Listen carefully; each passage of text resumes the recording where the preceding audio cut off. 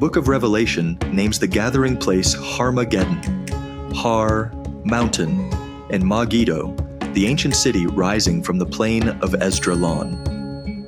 This mound is no ordinary hill, a stack of civilizations, rebuilt again and again atop the ruins of the last, a crossroads of armies before Israel existed, and continuing through history's culmination.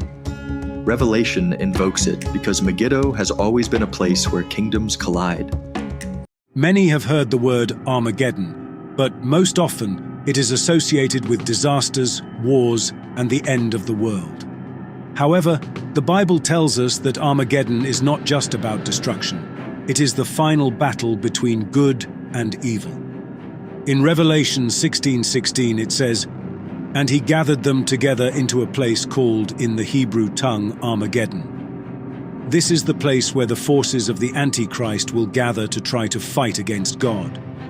But what will be the outcome of this battle? How is it connected to the modern world? And what significance does it have for each of us? Who will fight in this final conflict? How is it connected to our time, and why is it important for us? The battle has not yet begun, but the choice of sides is already before everyone.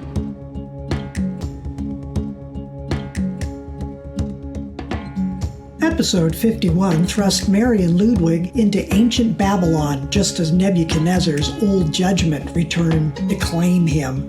As he boasted over his city, heaven's decree fell, and below the couple faced execution under his earlier command. But the arrows meant for them struck Haman instead, exposing his treachery and revealing the king's hidden plan. Blood spelled MENE, pride cracked, Babylon's shadows stirred. Daniel led them through Psalm 51 into a vision of the Babylon yet to come, watched by something older than empires, rising whenever Babylon rises. A king remembered the voice that once broke him.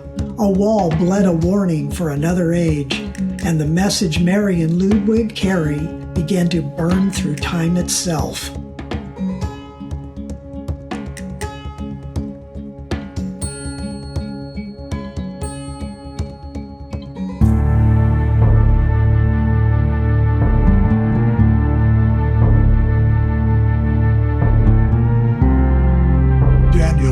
When you spoke those words, it felt like the ground moved.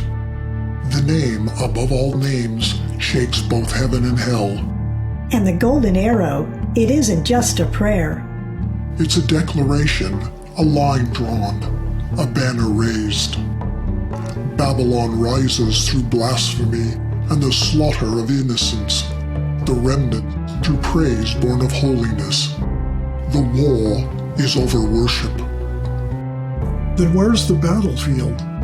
Revelation shows it. The dragon, the beast, and the false prophet gathered the nations to the place called Armageddon, the Mount of Megiddo. Not for history's final battle, but for the clash that precedes Christ's reign on earth as it is in heaven, entrusted to his apostolic church. John sees 10 kings who receive power for a single hour, united in mind, giving their authority to the beast. They make war on the Lamb, and the Lamb conquers, for he is Lord of lords and King of kings, and those with him are called and chosen and faithful. The beast and the false prophet are cast into hell. The devil is bound so he cannot halt the gospel's spread. But when released, he deceives the nations again and gathers them for battle. So Armageddon isn't about World War III. Scripture's focus is spiritual. Physical death isn't the enemy, spiritual death is. The war is allegiance, the lamb or the lie. The name above all names, or an idol that leads to ruin. The name has been spoken. The arrow has been loosed. That woman's scene has stirred the ancient war. Then Babylon must answer. The name they praise, we must profane. The worship they restore, we must corrupt.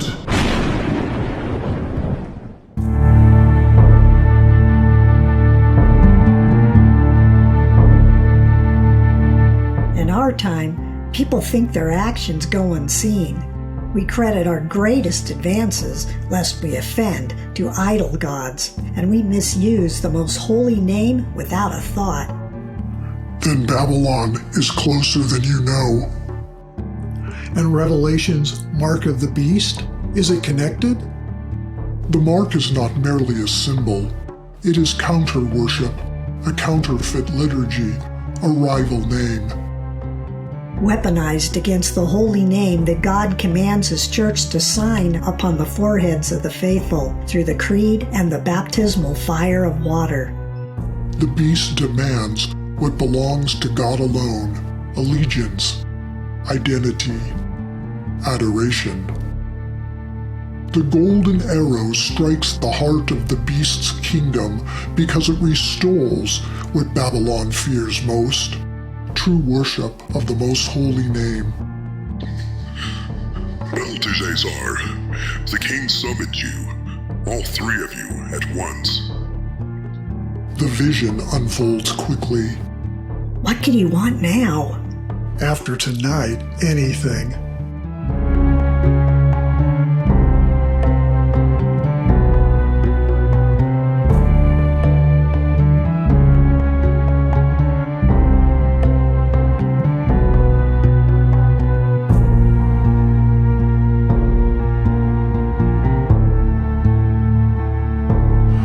When I prayed, something answered. Not a voice, a presence. Your God, the God of heaven, He showed me something. A word, a name, burning like fire. What did you see, my king? A name that Babylon must fear, a name that conquers every kingdom of men, a name above all names. Teach me this name and how to honor it. Egypt rose, Assyria rose, Babylon rose, Rome rose, each a tower of man's rebellion, each a shadow of the same ancient pride. Since Babel, flesh has labored to exalt itself.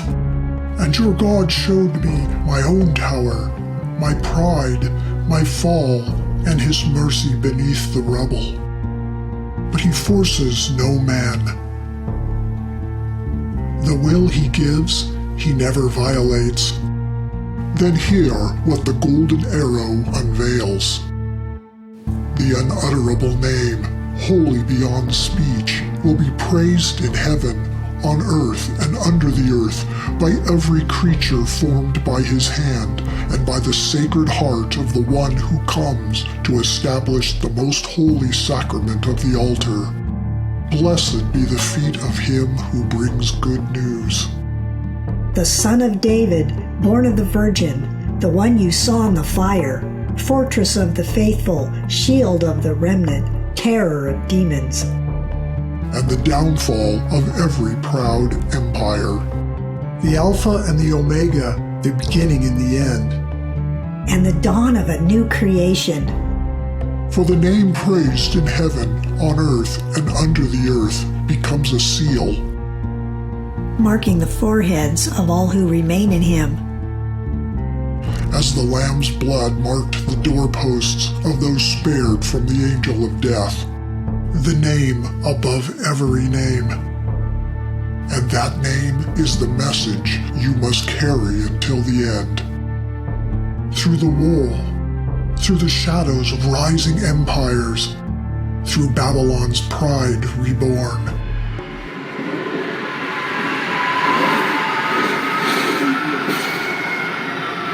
Daniel. What's that? We are not alone. Has been spoken in Babylon. Yes, the arrow has pierced the veil. Behold, the king troubles, the prophet stirs, and the woman's children walk the paths. Let Babylon remember her master.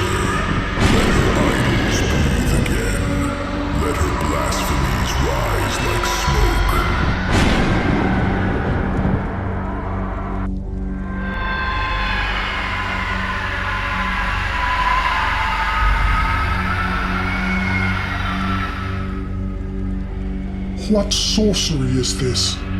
Not sorcery, spirits, the ancient rulers of this city. They're retaliating. And they're not subtle. Non serviam, O prophet and king. We honor not the vicar's ring. We worship not what you adore. We shall corrupt what you restore. For the woman's children we abhor. How can mere flesh contend with such as these? They seek to silence the message before it reaches their age. We revealed the prayer before its time. Unleashing its power against man's crime. They know why we're here, and they're terrified. Tekel. You have been weighed in the balance and found wanting. Tekel, weighed and found wanting. The names speak burdens us and binds you.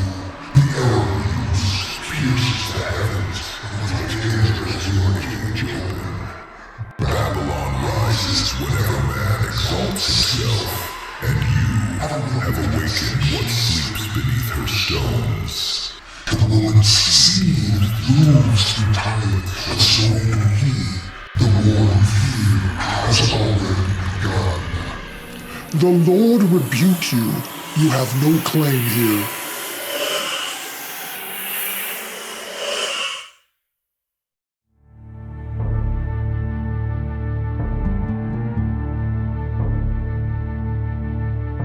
How can I stand against this? Renounce the idols, reject the spirits that rule men's pride, stand with the holy name. Help us deliver the message before the Babylon of our age devours the world. Its rising is swifter than the understanding of kings. The watchers will not stop. And neither can we.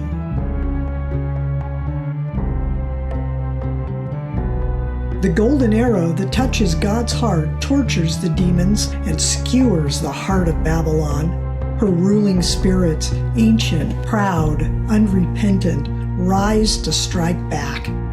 Oh, what force a prayer yields when spoken to the most holy name. Recited before its time, it has torn a seam in the ages.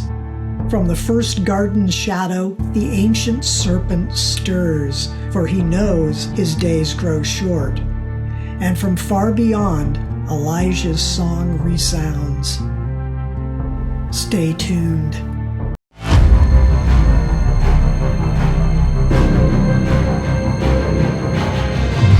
Who challenge the Lord in his reign, submit to his yoke, not resist him in vain.